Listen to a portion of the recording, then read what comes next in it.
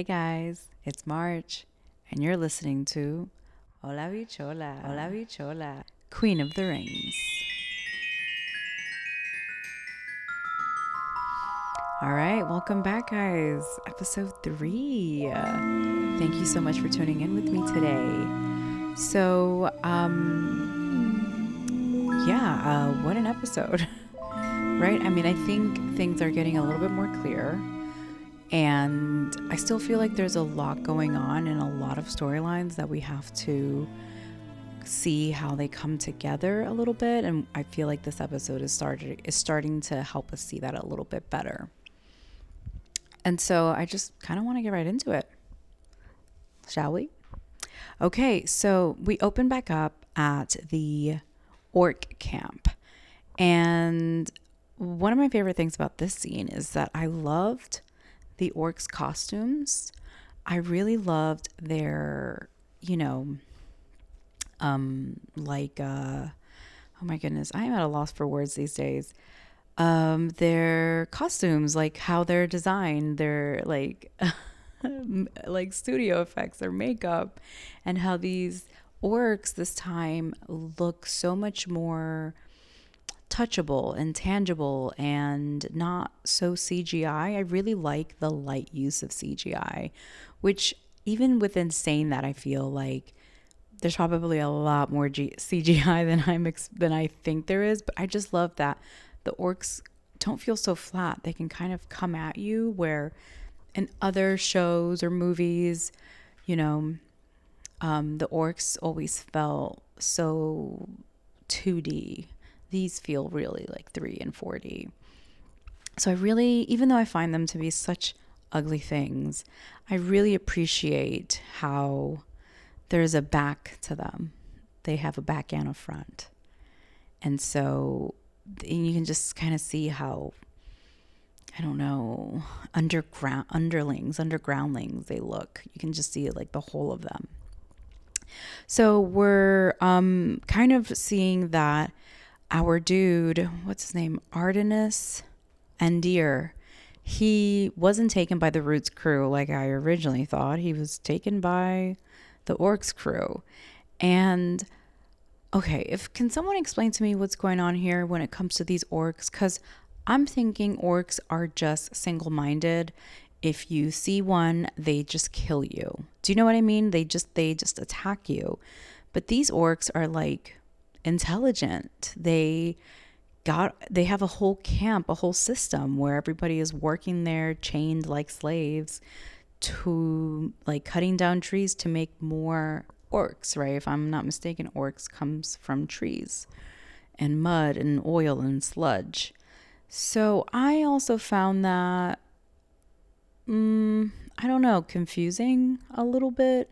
I really thought if you see an orc, it's on site. So I don't know. I guess there's more to them than meets the eye.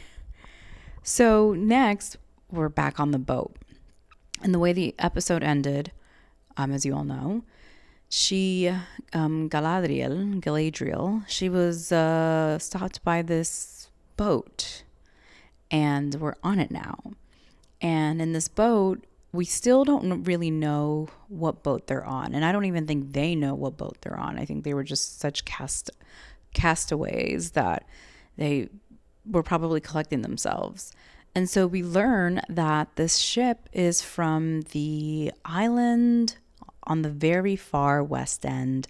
And I believe the island is called Numenor. They're on Numenor. And according to the elf side of the story, it was a gift to the men from the elves.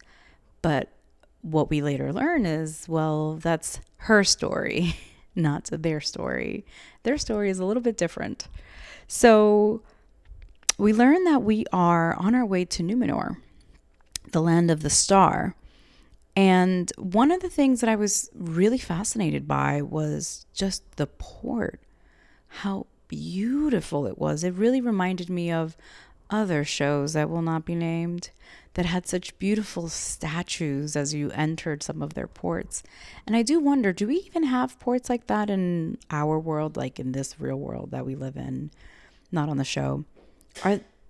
Do ports even look like that? Because, I mean, that would be just something else. That should be at least a 10th or 12th wonder if we have ports like that. I would like to be pointed to a port that looks like that in real time. And so another thing, while they were kind of coming into the port, and this is really a conversation I want to have about all these fantasy places, is with all of the tech that there is in these worlds and these like magical, these magical technologies that they have, how come no one has invented like a proper elevator to get to anywhere? Because when they're on their way to meet the queen, they have to go up all of these steps.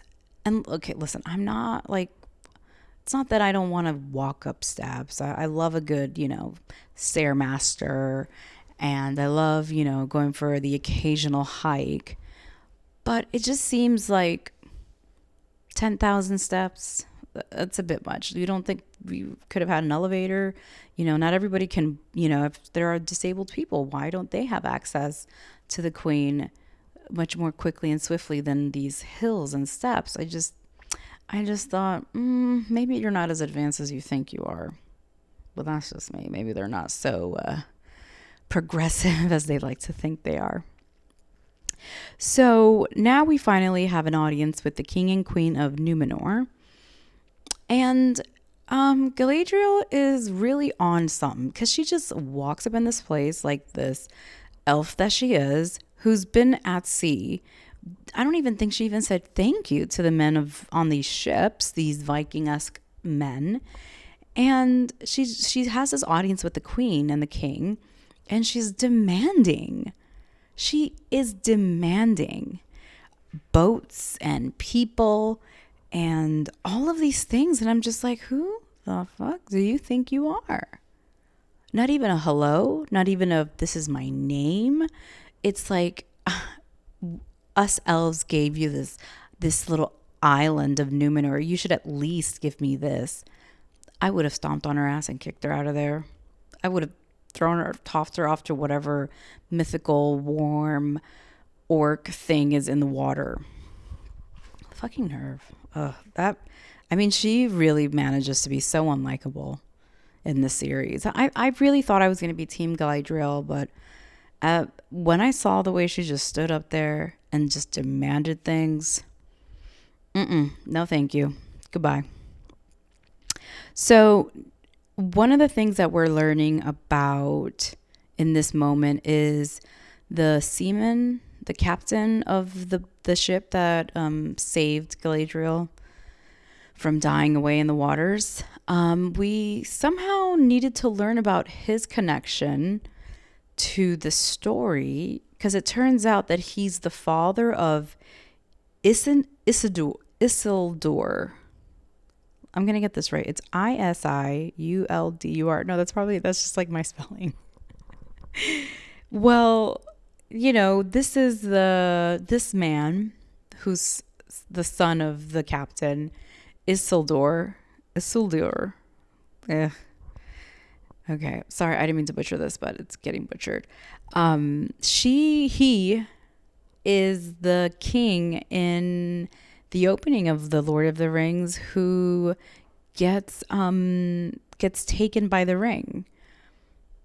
I guess a blimp in the movie, or probably quite significant, but it didn't feel as like, it felt like if you didn't know this, you would have missed it. Do you know what I mean? And so we learn that he's his daddy. We meet the son and the daddy, and I'm kind of like, all right, what's his role in this, and why is this important? But maybe later on in the episode we'll find out more. And so then we find ourselves with Elendil, which is the daddy's name. That's his name, Elendil. And she hands him a sword. And at this point I thought, well, finally, that's the sword that's going to kill Galadriel, because I'm quite sick of her. I'm sure everybody's quite sick of her. I'm sure Halbrand is quite sick of her. I thought they had a little thing going on, but he's already seeing right through her selfishness and her, you know, her single-mindedness, quite orc-like. I would, the way they're both behaving, that's the same thing. It's the same side of a coin. Or she's going so far left, she's turning right. So now we're back at the Southlands, and this is where we see more of this camp, of this intelligent orc camp. And when I say intelligent, I don't mean some sort of like grand thing, like it has elevators or anything like that. No, it's just intelligent that it's organized for the bottom feeders that these orcs are. I wouldn't expect these bottom feeders to have some sort of system, even a slave system, but they managed to put one together. So we're learning that there's a successor named Adar. And one of the orcs kept repeating them, which again, they speak intelligently. All right. Well, this is fantasy, so. And so he's just saying Adar, and he's yelling at this at Andir, and Andir's like, what? Like, what? Now I have to think about Adar? I thought this was about Sauron. This whole time I thought this was about Sauron, but it's also now about Adar. And I guess there's like a little playful moment where we think the orcs are trying to make us think, a little ruse, if you will, that they're, at least empathetic to the fact that they might have some thirst. And so they're playing a little game like, here, have some of my water, and then I'm being kind to you, have water. I'm not going to hurt you for having water. And so these men are standing up against these orcs, and one of the men takes the water. And I'm assuming one of the men is part of the elf soldier gang that they all come from, because they all seem to recognize one another. And he takes a sip of the water and then passes it to Andir, and Andir drinks. And then Andir, I believe, passes it on to his homie. And I guess the orc had enough and then slits the throat of the homie. And, now Andir has to cut a big tree. And I'm assuming this big tree will create a giant monster, but also maybe Andir's thinking this is his way out. And also the way that his homie was cut, while it was quick and swift, it was a really tiny cut. I wouldn't have imagined a cut like that would have caused such a death. But, all right. So now we're back at Numenor. And Elendil has taken Galadriel for a western horse ride. And I thought, now this is a sight to see. It's like the vast open lands of Numenor, and they're on horses. Regular horses. They're not flying horses. They're just like, regular horses on the ground. And they're just kind of like just zipping right through the lands. And on the back end, we see Halbrand kind of offering himself / selling himself. He's really loving Numenor, and it's everything he could ever imagine for a beautiful place. And it's nothing like the Southlands, which, it's nothing like the Southlands. And so then we're kind of with like the Harfoots, and they're celebrating the fall harvest, I believe, but they're also getting ready for the pilgrimage. Is that what they called it? Or the migration. They have like a great migration. No, they don't call it that, but that's what I'm calling it. They're having they're migrating to the next place. And while all of this is happening, Bigfoot, he just can't stay quiet. He just can't stay still. And he finds himself taking a tumble and revealing himself to everyone. And so, rightfully so, the Harfoots are quite alarmed and afraid of such a thing that they don't know how to explain and how to take along with them. Another mouth to feed? A giant of all... I think our journey ends right here. right? That would make the most sense, wouldn't you? I mean, again, I don't know what he wants or what he needs. He still isn't able to speak or even try to get to understand the language. I mean, he's probably been with them for about perhaps like a month now. You would think he would pick up on something. And so then we kind of find ourselves right back with Elendil and Galadriel, and Elendil basically offers his son to ride out with Galadriel to her journey onto finding Sauron, or on her journey really to the Southlands, because that is where Sauron is. That is where he is gathering his orc army and, ravaging and pillaging towns and sucking up, leaving little traps for other children to like pick up his wand. It's kind of like a wand. It's not a gavel. Honestly, do you guys know what it is? It's that like it's his piece that anyone who puts their hands on it gets a sight of the eye and almost gets marked by Sauron. And so now, Galadriel is ready to set sail with Isildur. Maybe that's his name. And I have on my notes that there's a starter and a sustainer. And I don't really know what that means, but I feel like that means that what I was thinking at this time when I was writing this is that we have, Galadriel, who is the one to begin this conquest, and perhaps Isildur is the one to end it. You know what I mean? I'm thinking this is where this is going to go. It's kind of like the passing of a baton, if you will. And I think Sauron is also going to pass his baton to anyone who has his baton, because he is not a real person. He's a soul that jumps from person to person and he takes over their bodies is my understanding of Sauron. And now we see Hellbrand in jail.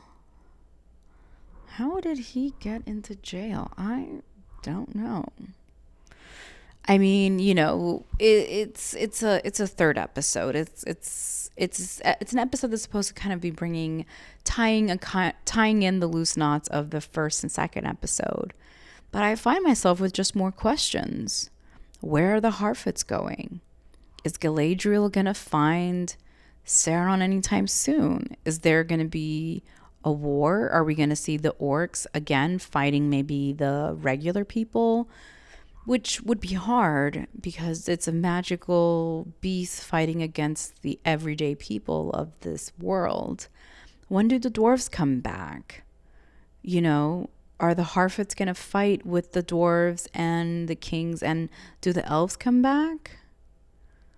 I don't know. A lot happened in this episode that I still feel like are leaving us with a lot of questions.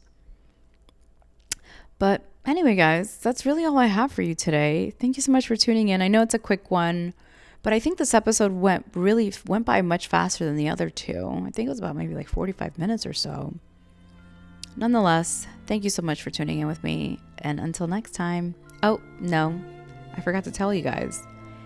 If you have any questions, hit me up on hbxpod@gmail.com. You can find me on Instagram at hbxpod@gmail. And you can find me on TikTok as Hola Bichola. Until next time. Bye.